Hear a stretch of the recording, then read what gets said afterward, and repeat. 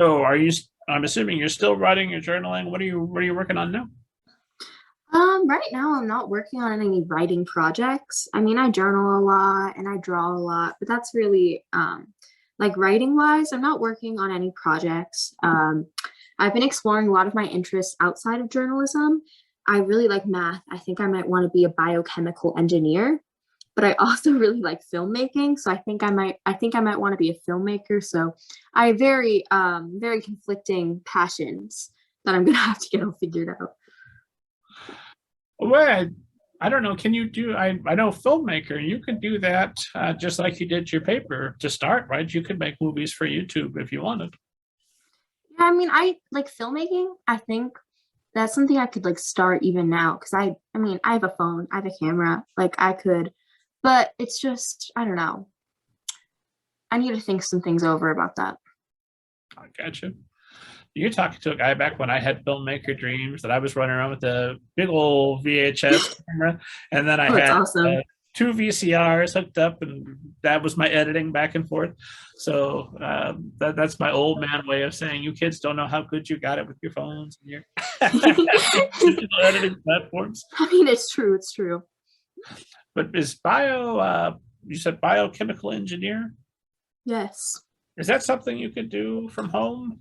Is there a way to do that? Or you got to get a I lab? don't I don't think so. I mean, maybe if you're like an absolute genius, but not for me, probably. I thought I That's was something talking to an absolute genius.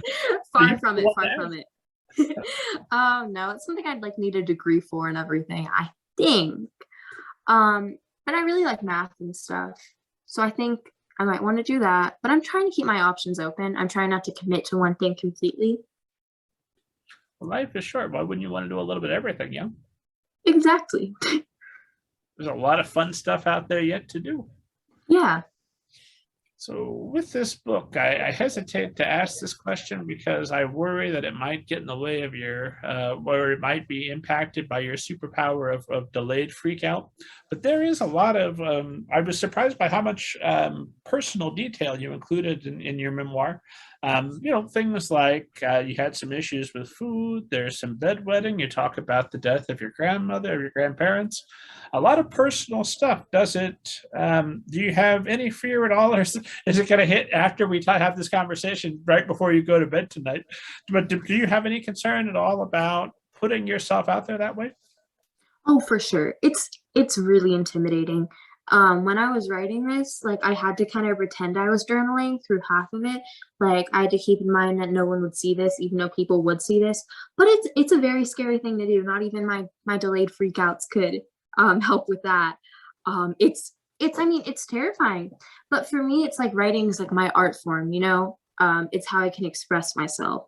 So like a lot of the things I wrote in this book, I would never tell somebody face to face. But since I'm writing it, it's kind of easier for me because it's writing, it's what I love to do. I hope that was coherent. I'm not sure if that made a lot of sense.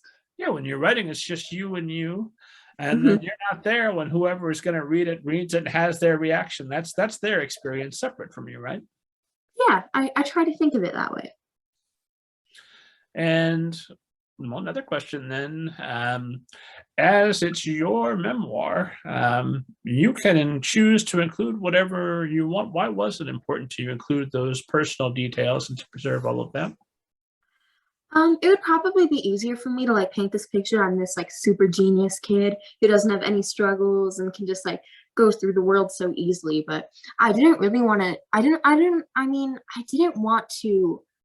Well, first of all, I think to tell my story, it's kind of like essential to talk about some of the things I went through. I also didn't want to set this. I feel like we can look at other people through social media or like online or anything or like celebrities, and we can think, oh, like they don't have anything going on. If I was them, I would not have any issues. And I'm obviously not at that level or anything, but I didn't want to set false expectations for what a teenager should be going through. And I didn't want somebody else who's my age to read that and be like, oh my gosh, like I didn't want somebody who's my age to read something, whereas me being like, you know, like these are the best years of my life. I'm doing so great. I'm like doing all these things and like feel awful about themselves. I didn't want that to happen. So it was very important for me to be honest. Good for you, and good for your readers. Thank you. Although you are doing pretty great. Thank you.